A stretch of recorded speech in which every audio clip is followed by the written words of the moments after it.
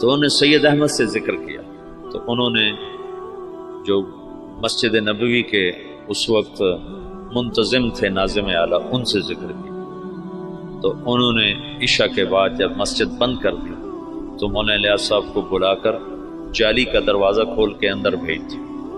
تو اندر جالی اور روزے کے درمیان کوئی چاروں طرف دیوار ہے، دروازہ کوئی نہیں۔ نور الدین زنگی نے اس کو چاروں طرف سے بند کروایا تھا اور نیچے سیسا پگھلا کے ڈالا تھا۔ جب وہ کچھ لوگ آ کر لاش نکالنے کا منصوبہ لے کر آئے تھے، 3 راتیں وہاں سوئے۔ 3 راتوں میں سارے کام کی یہ تو خود تو عقل سے تو آ نہیں سکتا، سارے کام کو سکھایا گیا، بتایا گیا، اور پھر یہ کہا گیا ہندوستان جاؤ اور جا کر عوام الناس میں کام کرو، علماء میں نہیں، ورنہ وہ مخالفت کریں گے۔ تو پھر یہ وہاں سے واپس تشریف لائے، 1926 میں پہنچے ہیں اور پہلے علماء کو جمع کیا اور ان کے سامنے یہ بات رکھی کہ میں یوں کام کرنا چاہتا ہوں۔ تو کسی ایک نے بھی موافقت نہیں کی سوائے مولانا مدنی صاحب اور مفتی کفایت اللہ صاحب رحمۃ اللہ علیہ۔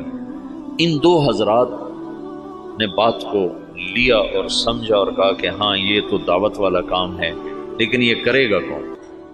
کہ یہ تو اللہ کرے گا، میرے ذمہ جہد ہے۔ پھر وہ بندہ فنا فی تبلیغ ہو گیا اور دیوانگی چھا دیوانگی۔ ایک دفعہ بیان کر رہے تھے، گرمیوں کے دن تھے، صحن میں 11 بج گئے، 11 فجر کے بعد شروع ہوئے، گرمیوں میں 11 بجے۔ تو ایک مواتی کھڑا کر کے لگا، بھائی نام دے دو ورنہ یہ مر جائے گا، بیچارہ مر جائے گا، نام دے دو۔ ایسی دیوانگی چھا گئی تھی اور کوئی شکل نہیں، کوئی جانتا نہیں، اور آگے سامنے میواتی ہیں جن کو دین کی خبر ہی کوئی، کلمہ نماز کا نہیں پتا، تو دعوت کیسے دیں؟ 10 برس کی محنت کے بعد ایک جماعت چلی کی تیار، 10 سال کے بعد۔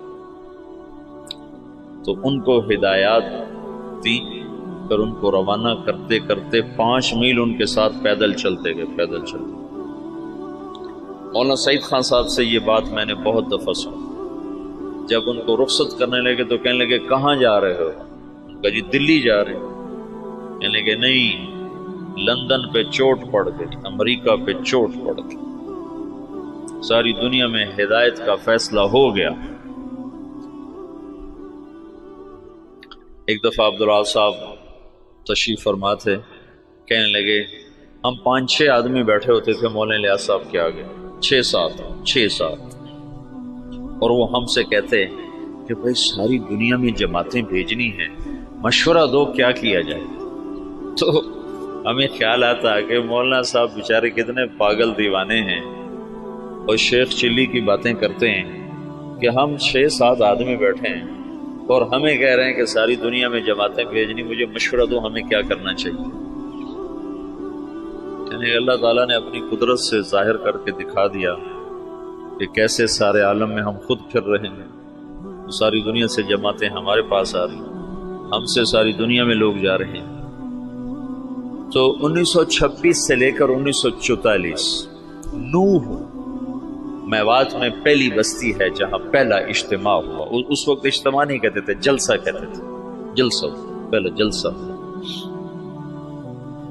اور سگا بیٹا محمد یوسف اکلوتا سخت مخالف، وہ کہیں یہ کیا پاگلوں کا کام شروع کر۔ ان کا ذہن ذوق سارا تعلیمی تصنیفی۔ 21 سال کی عمر میں طحاوی کی شرح لکھی، جو حدیث کی مشکل ترین کتاب ہے طحاوی، اس کی شرح 21 برس کی عمر میں لکھی۔ اور حیات الصحابہ جیسی کتاب تو ساری دنیا کے علماء تسلیم کر گئے کہ سیرت میں یہ وہ شخص بدیع تھا، بدیع سیرت میں، کہ سیرت کے عنوان پر آج تک کسی نے ایسی کتاب نہیں لکھی۔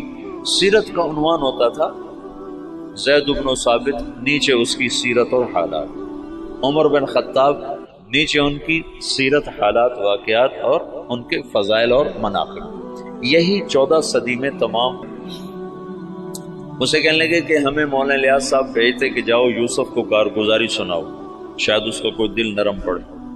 تو جب ہم جاتے تو اپنے لکھنے پڑھنے میں لگے ہوتے تھے، تو ہمیں دیکھتے ہی کہتے مجھے پتہ چل گیا تمہیں بوڑھے نے بھیجا ہے کہ جاؤ اس کو کارگزاریاں سناؤ، بھاگ جاؤ، میرے پاس کوئی وقت نہیں تمہاری فضولیات سننے کے لیے۔ کہ ہمیں بھگا دیتا تھا مولوی سے، کہتا تھا مجھے پتہ ہے تمہیں بڈھے نے بھیجا ہے کہ جاؤ اسے کہانیاں سناؤ، میں نہیں آتا تمہاری کہانی ہو۔ بیٹا ایسے مخالف تھا۔ اور علماء عوام خواص بھول چکے تھے کہ دعوت فرض منصبی ہے۔ وَكَذَلِكَ جَعَلْنَاكُمْ أُمَّةً وَسَطًا لِتَكُونُوا شُهَدَاءَ عَلَى النَّاسِ۔ تو شہداء اللہ الناس کا فریضہ پوری امت کے ذمے ہے اور سارا عالم ہمارے ذمے۔ میاں جی بدر الدین، یہی بدر الدین بتاتے ہیں، میں بیان کر رہا تھا تو سامنے کچھ لوگ بیٹھے تھے 10 12 15، تو پیچھے سے مولانا الیاس صاحب آ گئے، کہنے لگے بدر الدین کن میں بیان کر رہے ہو، کن کو سنا رہے ہو، کن کو سنا رہے ہو؟ کہا جی ان کو سنا رہا ہوں، میرے سامنے بیٹھ ان کو سنو، تیرا بھلا ہو جائے۔ اونٹ کی نیت کر، اونٹ، اونٹ میواتی زبان میں آخری کنارے کو کہتے ہیں، آخری کنارے کہ دنیا کے آخری کنارے کی نیت کر کہ میں یہ بات دنیا کے آخری انسان تک کو سنا رہا ہوں، ایسے وہ نیت کرواتے تھے۔ اپنی زندگی میں 2 کمرے بنائے تھے مسجد میں داخل ہو کر، جنوب کی طرف اوپر انہیں کھڑکیاں، کھلی کھلی دروازے، اور یہ فرمایا کہ یہاں غیر ملکی مہمان جب آئیں گے تو ان کو تم نے یہاں ٹھہرانا ہے۔ تو وہ بیچارے ان کے مرید حیران ہوتے کہ ادھر مقامی کوئی نہیں آتا تو غیر ملکی کہاں سے ہیں؟ خدام میں تھے، اور جو جماعت مولانا الیاس صاحب نے حضرت تھانوی کے خانقاہ تھانہ بھون بھیجی تھی، اس میں وہ اس جماعت میں ان کی تشکیل تھی۔ وہ کہتے ہیں ایک دفعہ مجھ سے کہنے لگے کہ مولوی صاحب ہمیں حضرت جی کہتا تھا تم امریکہ جاؤ گے، امریکہ۔ تو ہم تو اتنے سیدھے سادے دیہاتی تھے کہ ہم یوں سمجھتے تھے امریکہ دلی سے آگے کسی شہر کا نام ہے، دلی سے آگے کسی شہر کا نام ہے جو ہمیں کہتا ہے کہ تم امریکہ جاؤ گے۔ یہ تو ہمیں بعد میں پتہ چلا وہ تو دنیا ہی اور ہے جہاں وہ کہتا تو تم جاؤ گے۔ تو جہاز کچھ نہ کچھ اس زمانے میں چل گئے تھے، تو کبھی اوپر سے کوئی جہاز گزرتا تو اس کو میواتی میں کہتے تھے اڑن کھٹولا۔ تو مولانا الیاس صاحب کہتے ہیں ان اڑن کھٹولوں میں تم تبلیغ کرنے جاؤ گے۔ تو ہم تو گدھوں پہ سوار ہونے والے تھے، ہم کہیں مولوی الیاس ہمارا مذاق اڑاتا ہے کہ ہم تو گدھوں پہ سوار ہونے والے، ہم اڑن کھٹولوں میں کہاں بیٹھیں گے؟ تو اللہ نے ان کو اڑن کھٹولوں میں بٹھایا۔ تو ابتدائی ادھر 1926 میں 1918 میں مولانا الیاس صاحب آ کر بیٹھے ہیں نظام الدین، اور 1918 میں برطانوی فوجیں مشرق وسطیٰ میں داخل ہوئی ہیں، اور 1919 میں شام فتح ہوا ہے۔ فرانسیسی فوجوں نے شام کو فتح کیا اور شام کو 3 حصوں میں تقسیم کر دیا، ایک کا نام سوریہ رکھا، ایک کا نام لبنان رکھا، اور ایک کا نام اردن کر دیا، اور شام کو 3 حصوں میں تقسیم کر دیا۔ اور 1926 میں اسرائیل کو بنانے کا منصوبہ مکمل ہو گیا کہ اسرائیل بنایا جائے۔ ادھر 1926 میں دعوت کا کام چلا جس کا آخری سرا مہدی سے جا کے ملتا ہے، اور ادھر 1926 میں یہودیت کا کام چلا جس کا آخری سرا دجال کے ساتھ جا کر ملتا ہے۔ یہ آپس میں یہ تانے بانے میرے اپنے بنائے ہوئے ہیں، سنے نہیں ہیں، لیکن جو کچھ پڑھا ہے اس کے مطابق میں ایک ترتیب ذہن میں آئی کہ ادھر دعوت کا کام بھی ہدایت پر ختم ہو گیا۔ 1964 میں پہلی جماعت گئی یوگنڈا، 1964، 4 آدمی، اس میں ایک ابھی بھی زندہ ہیں، عبدالرشید صورتی صاحب جو کراچی کے امیر۔ تو کہنے کہ وہاں ایک بہت بڑے شیخ تھے، ان کی ہم گئے ملاقات کے لیے، تو ان کا بہت بڑا ہال کمرہ تھا، وہ مریدوں سے بھرا ہوا، اور ایسے مراقبے میں بیٹھے تھے، بالکل گردن ایسے جھکائی۔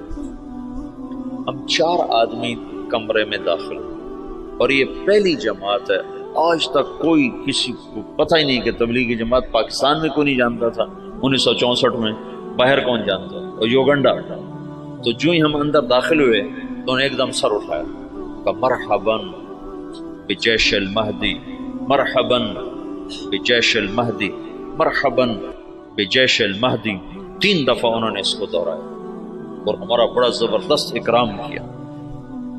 تو دعوت کی انتہا وہاں جاتی ہے اور یہودیت کی انتہا دجال تک جاتی ہے۔ یہ دونوں طاقتیں جب ٹکرائیں گی تو اللہ دجالی فتنے کو ختم فرمائے گا اور ایمان اور ایمان والوں کو اللہ تعالیٰ عزت اور بلندی عطا فرمائے گا۔ یہ دونوں ایک وقت میں شروع ہوئے۔ 1926 میں جب ان کا اقتدار مستحکم ہو گیا تو انہوں نے یہ طے کیا کہ یہودیوں کو دوبارہ لا کے آباد کیا جائے اور یہاں ایک اسرائیلی یہودی ریاست بنائی جائے۔ سیہونی تحریک جس کو کہتے ہیں، سیہون ایک پہاڑ ہے جہاں داؤد علیہ السلام عبادت کیا کرتے تھے بقول ان لوگوں کے، تو سیہون کے نام سے سیہونی تحریک نے اپنا نظام چلایا تو اسرائیل وجود میں آیا۔ اس کا آخری سرا دجال کے ساتھ ملتا ہے، لد، باب و لد جو ان کا سب سے بڑا اڈا ہے جہاں دجال قتل ہوگا۔